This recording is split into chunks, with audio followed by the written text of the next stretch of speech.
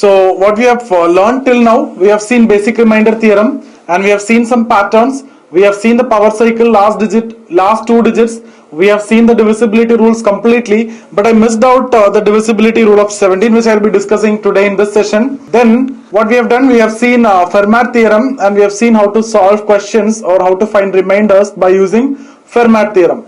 Now what is left out is Chinese remainder theorem. So I will be covering that Chinese remainder theorem in this video. I will also cover the divisibility rule of 17 here. Then I will cover the last topic, that is constant remainder theorem, which is a very simple topic, in the next video. Okay, so that's the agenda. So what is the divisibility rule of 17? See, if you remember what we have done in case of 7 and 13 and 11, etc., or to be more particular, 7 and 13, what we did, we know that 10 raised to 3 divided by 7 will give you -1 as the remainder, right? So we used this to solve questions, right? Then 10 raised to 6 by 7 will give you 1 as a remainder. Why? Because -1 into -1, applying basic remainder theorem, right? We have seen this. So since it is 10 raised to 3, we group it into group of 3 from the rightmost side. And since minus and plus alternately, we put minus plus alternately, right? So if you remember this question, 200, 300, 100, 355, okay?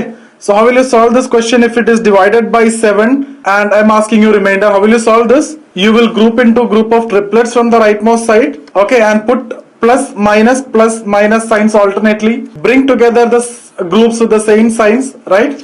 So you get 655 minus 300. You get 355. You divide the 3-digit number by 7 and see the remainder, that is 5. And 5 will be the remainder if you divide the bigger number with 7. So that's how we have solved divisibility of 7, or divided by 7, what is the remainder. Same was the method for 13 also, except the last step, because there the divisor is 13, so this become 13. So I can change the question if you want, put here 13, so this become 13. That's the only difference, and the remainder will change accordingly. Now same as the method that we are going to use in case of 17 also. Now if you see 37, divisibility of 37, when we discussed, we understood 1000 by 37. What is the remainder that we got? 1. Or 10 cube by 37, you got 1. So 10 raised to 6 by 37 also will be 1. 10 raised to 9 by 37 will also be 1. So there is no, in case of 37 also you will group into group of 3, because this is 3. But you will put only plus 1. Okay, you will put only plus signs, you don't put minus signs. Why? Because in 7 and 13 you get plus minus alternately. Remainders as -1, +1, etc. Here only plus 1 as a remainder. So you put only plus 1. And if you remember, we have solved this case, right? 1, 2, 3, 1, 2, 3, etc. up to 300 digits, right? So that means 100 groups are there. So when you group into group of 3, 100 groups are there like this. Now each group is 1, 2, 3. So total 1, 2, 3, 0, 0. That you need to divide by 37. If you need to find this bigger number, divide by 37 remainder. You can also divide this by 37, find the remainder. Or this you can further simplify by grouping into group of 3 again. This you can write as 312 by 37 and find the remainder. And you got the answer as 16, okay. Now let me discuss about 17 now. In case of 17, the rule is 10 raised to 8 by 17 will give you -1. So based on this only you are going to make the rule. So if it is 10 raised to 8, means you need to group into group of 8. 10 raised to 8 by 17 is giving -1, means 10 raised to 16 by 17 will give you +1. So now next multiple of 8, that is 24 by 17 will give you -1, then +1, -1, +1. So you understood, you need to group into group of 8 and you need to put plus minus. Earlier in case of 7, 10 raised to 3 by 7 was -1. So group into group of 3, then plus minus. Here group into group of 8, plus minus. Now if you need to check this, just before we have learned about Fermat theorem. By using that you can check it, right? Why? Because these two are co-primes and 16 is the Euler's number of 17. So these two are co-primes and this is the Euler's number, means remainder will be 1. I hope this is clear for you. So divided by 17 remainder, you can either use Fermat theorem or you can use this method. You can group into, if the number is given like that, you can group into group of 8. If the number is given like this, you can use Fermat theorem. If the number, a bigger number is given, let's take a question. 1, 2, 3, 4, 5, 6, 7, 8. 1, 2, 3, 4, 5, 6, 7, 8. Divided by 17. What is the remainder? What is your answer? Divide into group of 8. Put plus minus. What is the remainder? Remainder is 0. That's it. Otherwise, this question looks very big, right? But your answer is 0. How? You divide into group of 8, put plus minus, both will get cancelled out. Remainder is 0. Okay. What if there is... Okay, now, let's suppose 1, 2, 3. Then 1, 2, 3, 4, 5, 6, 7, 8. 1, 2, 3, 4, 5, 6, 7, 8. Now, how will you divide into group of 8? Divide into group of 8 from the rightmost side. So, this is your first group and this is your second group. So, this is plus, minus, plus. So, plus and minus will get cancelled out. What is left out? 123. You can divide by 17 and you can see the remainder. So, the idea is you don't want to divide the bigger number with 17. You can just divide 123 by 17. You'll get the answer. So, if there is a 2 here, this becomes 2123 by 17. So, I hope you understood the divisibility of 17. So, we have covered divisibility completely. So, 17 I missed out in the previous discussion. That's why I discussed. Okay. Now, we are going to learn about Chinese remainder theorem. This is of higher level. It is not required for if you are preparing for IBPS, SSC, etc. If you are taking CAT, XAT or something like that, then it is required. Even then, this is going to be a round 2 question. But it's a sure shoot question. You'll get the answer for sure, but you may take some time. 1 or 2 minutes you may take. That's the only problem. Okay. So let's understand what is Chinese remainder theorem. Now, till now what we have seen is the case of factorizing the numerator. Here, you may need to factorize the denominator. Let's take one example. The same big number that you have seen, 1, 2, 3, 1, 2, 3, 1, 2, 3.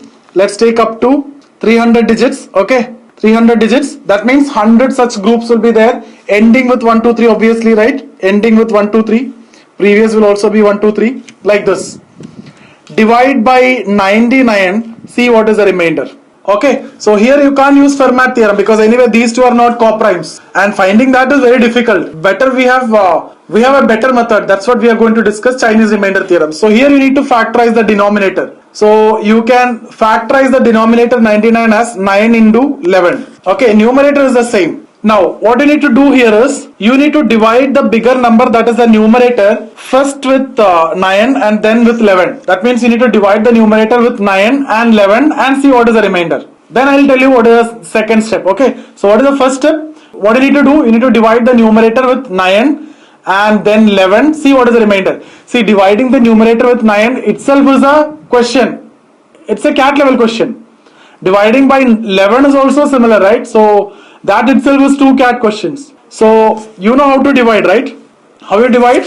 And you know how to find the remainder when divided by 9, right? You take sum of digits till you get a single digit. So let's mark it as n. Okay, this is n. So let's find n by 9. What is the remainder? Okay, that is the first step. So n by 9, what is the remainder means? Sum of digits still get single digit. Sum of digits means 1, 2, 3 is one group. What is the sum? 6. How many such groups is there? 100. So total sum is 600. Take sum again, you get 6. And what is that 6? That 6 will be the remainder when you divide a bigger number with 9, right? So you take sum of digits till you get a single digit. So what is the remainder when you divide with 9? Then when you divide the number with 11, what is the remainder? How will you find it? I told you in case of 11, we have enough flexibility. We have discussed this in divisibility rule. You can group into 1, group into 3, group into 5, group into 7, group into 9, 11, etc. Now, generally what you have learned or studied is group into group of 1. That is difficult here. You can't group into group of 1. But if you group into group of 3, this is going to be very easy. Because total 100 groups are there. 50 positive and 50 negatives both will be cancelled out. So you will get 0 as the remainder. That means when you divide by 9, you get 6 as the remainder. When you divide by 11, you get 0 as the remainder. So if I want to rewrite the number, how can you rewrite? So I hope you might be knowing this concept. The number I can write as divisor into quotient plus remainder, right? If I know the divisor and the quotient and the remainder, I can write. Now here, I know the divisor, in this case 9. I know the remainder 6. I know the number also. So how can I write it? I will write it as n. The number is equal to divisor is 9. Let's write a quotient. Okay, let's write quotient as a. 9a plus 6. I know the remainder is 6. So this given number I can write like this. So 9, when you divide by 9, you get a quotient, but remainder is 6. Quotient is not important for me. Now, then how will you write this number when 11 is the divisor? You can write it as 11, some other quotient. A cannot be the quotient because divisor is different. Let's write another quotient, B plus 0. I hope this is clear. The same big number I can write like this. Okay, now what I need to do is, I need to look for a smaller number but a similar number. I need to look for a smaller number but a similar number which satisfy this two condition. Now, this is one condition, this is another condition. Let me see what are the, so let's take that again. N is equal to 9a plus 6. That's what the given number. Now, N is equal to 11b plus 0. That is also the given number itself. Why? Because if you write the possible numbers here, what is the first possible number? 6. Then you add 9, you get next number 15. Add 9, okay, then you get 24, then you get 33, then you get 42. It will go on, and finally somewhere you get this number. If you keep on writing this series, in the end you will get this bigger number. Why? Because this number is a part of this series, and this is actually an AP with a common difference 9, because the divisor is 9. So that's an AP with a common difference 9. You will definitely get this term at one point of time.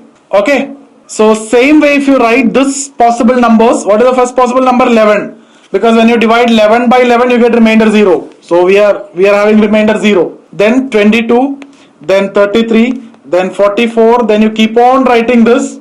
If you keep on writing this, finally somewhere you will get this term. So both will satisfy this. Both will satisfy the given condition, right?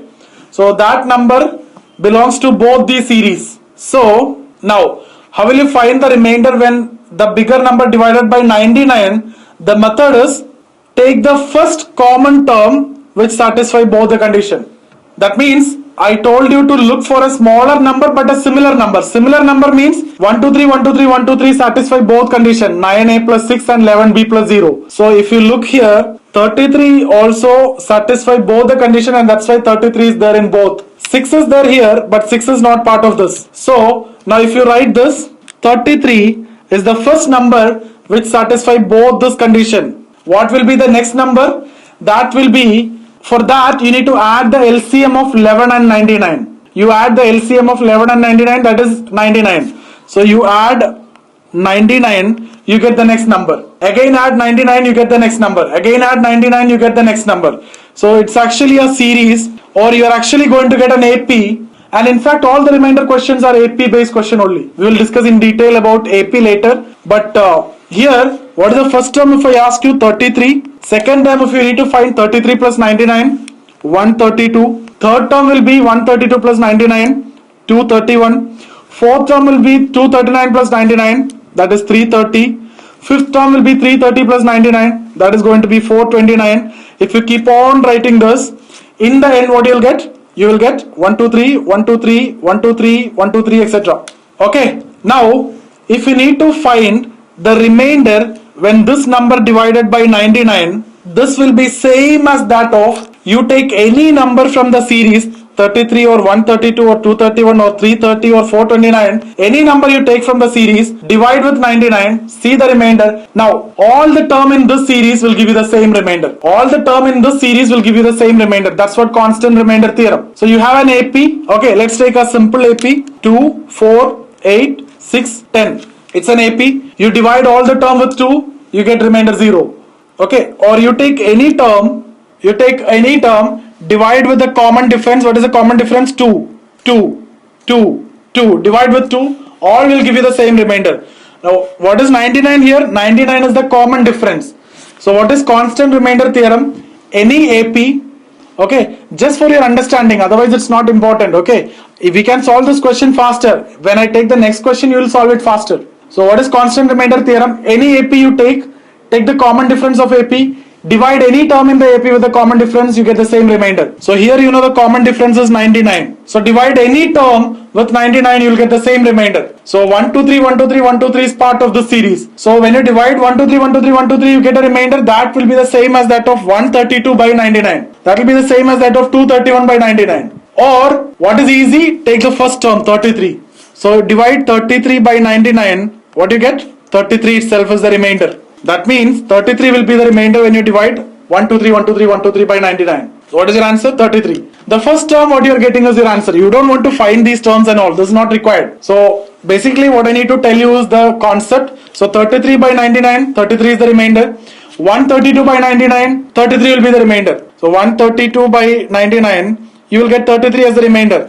Take the third term, 231 by 99, you get 33 as the remainder.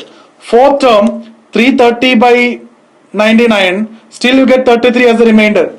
Any term for that matter in that AP you take, you get 33 as the remainder.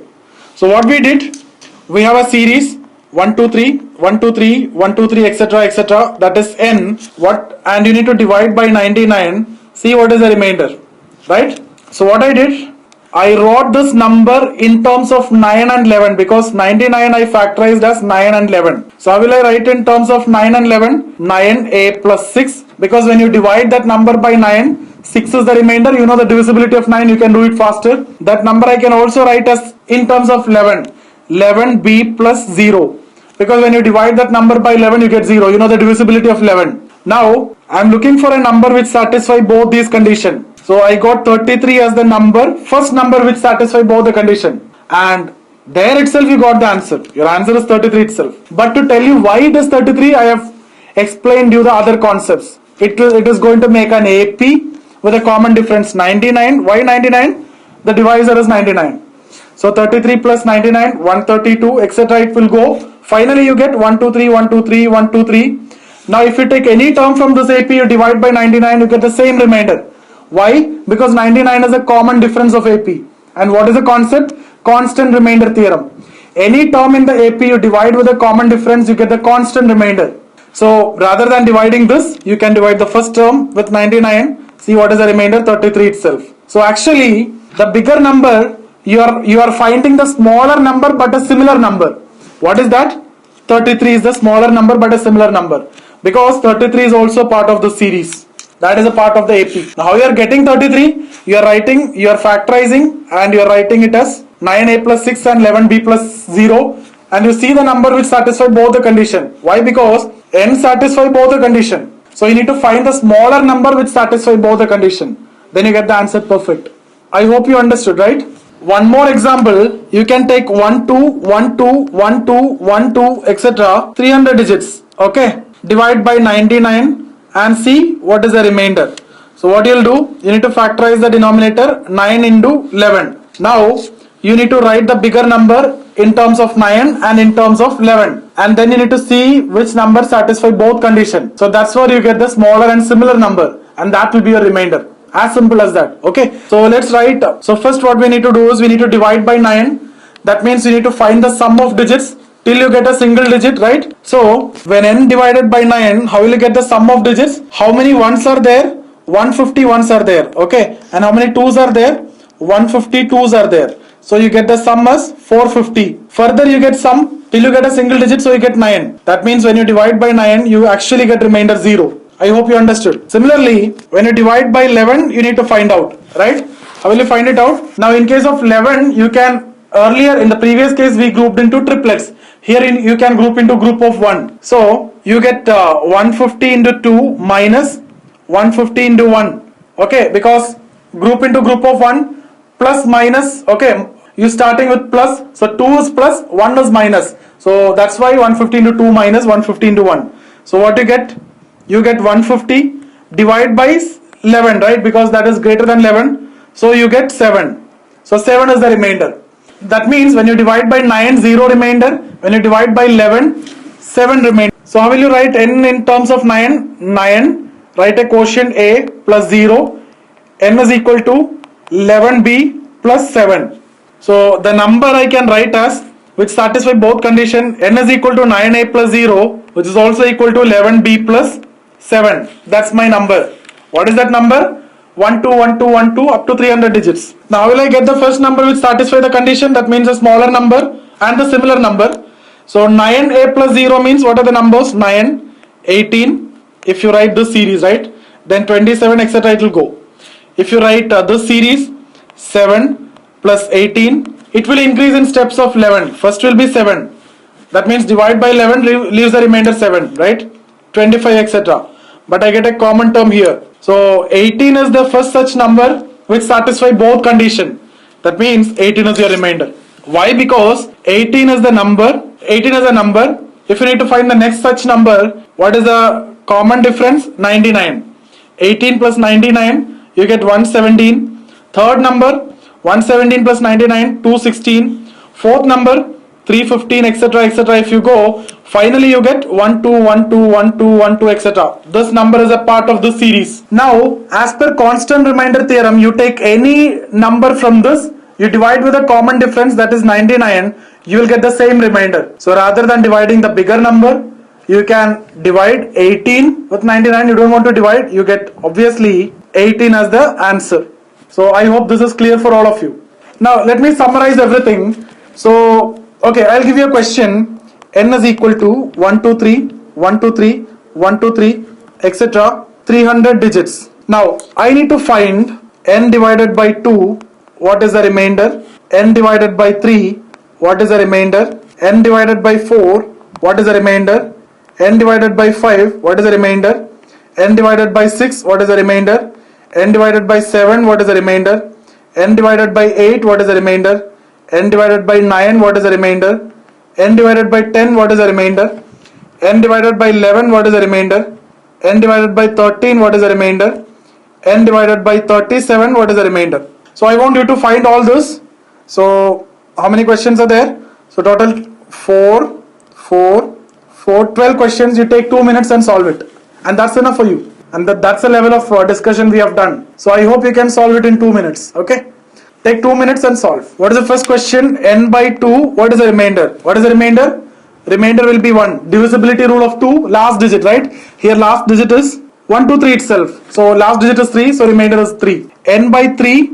What is the remainder? What is the divisibility rule of 3? You need to take sum of digits. So sum of digits must be divisible by 3, right? So sum of digits means if you see the first group, you get 6. How many such groups are there? 100 groups. So 600, that is divisible by 3. So this is 0. Now remainder. N by 4, divisibility rule of 4, last 2 digits. So 23 means remainder 3. N by 5, divisibility of 5 means last digit. It has to be 0 or 5. So what is the remainder here? 3. N by 6, you understood the number is a multiple of 3 but ending in odd number. So remainder will be 3. N by 7, how will you do?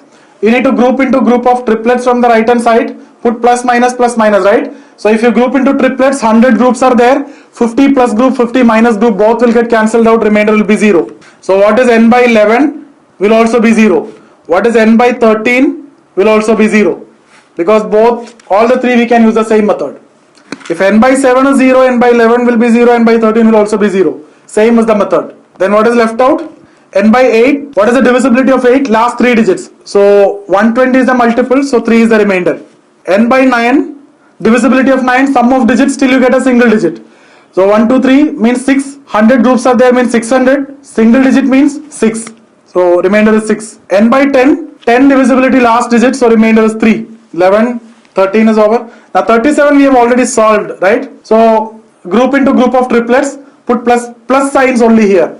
So 1, 2, 3, 00 you will get. You further group, so put plus, you get 3, 1, 2. Divide this by 37, you get 16 as the remainder. So I hope you have done with reminders completely.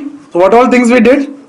We did basic remainder theorem. We discussed about Fermat theorem. We discussed about Euler's number. We discussed about constant remainder theorem. We discussed about Chinese remainder theorem. We discussed about divisibility rules completely. We discussed about power cycle or last digit questions. We discussed about last 2 digits questions. This means divided by 10, a raised to x divided by 10, what is the remainder? This means a raised to x divided by 100, what is the remainder? Or divided by 50, 25, 20, 10, 4, 2, etc. what is the remainder? So these are the discussions that we have done so far, and we have discussed many different patterns, interesting patterns also. So I hope now you will be in a position to solve any remainder questions. Forget about the kind of exam that you're going to take. We have done this discussion at a much higher level. So you are taking IBPS or SSC, or if you are taking CAT or XIT or any exam, you will be in a position to solve any reminder question. Now in the next 3 sessions, what I'll do is I'll take up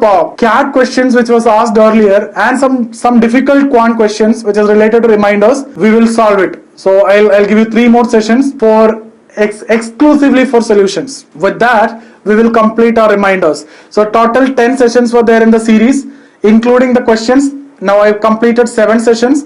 So if you have missed out any of the session, you please watch these videos. So you'll be having complete idea about the reminders.